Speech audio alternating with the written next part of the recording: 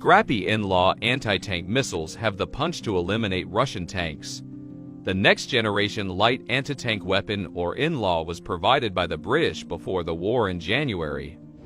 The Ukrainians are setting up counterattacks and ambushes in the suburbs of Kyiv on Russian armored columns using the in-law.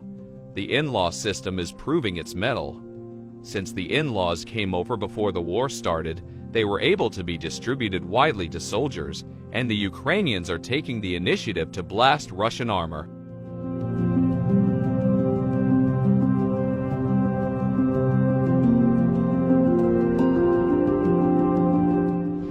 The United Kingdom sent 2,000 in-laws to the Ukrainians on January 19, and most importantly, the military sent trainers to prepare the Ukrainians for their use. The defending forces are singing the weapons' praises. According to the Daily Mail, whose reporters visited the front 50 miles north of Kyiv, Lieutenant Colonel Igor Bezygluk exclaimed, "God save the Queen." Bezygluk also said the in-law is a game-changer. The officer continued with his praise. "Thank you to Great Britain for giving us the in-laws. Anything that can help us to defend our country is very well received. These missiles have changed the war for us. It means we can fight the Russians, and it doesn't matter how many of them. There are now that we have a way of stopping their armor. The Russians cannot scare us with numbers anymore." What is the in-law?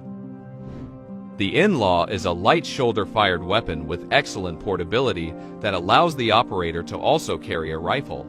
The launcher weighs around 27.5 pounds and is easy to fire. It shoots a surprisingly powerful 150mm high-explosive anti-tank missile. The in-law can take out a tank or vehicle between 20 and 400 meters for moving targets and up to 800 meters for stationary vehicles. In-law is easy to use.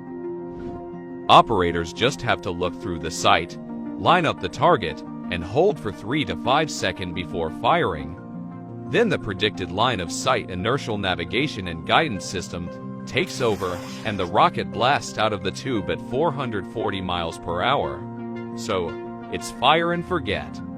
Like the Javelin, the in-law can target the top of a tank's turret, where the armor is usually the weakest part. Operators just aim 1 meter above the tank, and the downward-shaped charge does the rest. One disadvantage of the in-law is that it is one shot, one kill. Operators get only one missile to hit pay dirt, then the tube is disposable. That's why the British and other countries that have in-laws will have to send more. In-laws are also not cheap at $40,000 a unit. Perfect for dismounted fighters who can hide in buildings. The in-law has many combat advantages, and infantry units do not have to change tactics that much. Regular army Ukrainian soldiers can hide in bunkers, trenches, or in buildings to allow unsuspecting Russian tanks to enter a kill zone, where they will catch fire from the anti-tank weapon. Many soldiers will likely opt to shoot from atop buildings for a better downward angle against Russian armored vehicles. Another advantage is that their ease of use can be taught to less experienced reserve territorial defense fighters. The Ukrainians are already engaging in suburban residential street-to-street fighting and expect more of this urban combat in the future as the Russians conduct assaults into the surrounded cities. The in-law will be one weapon that the Russians have to deal with that will bring terror to many tank crews.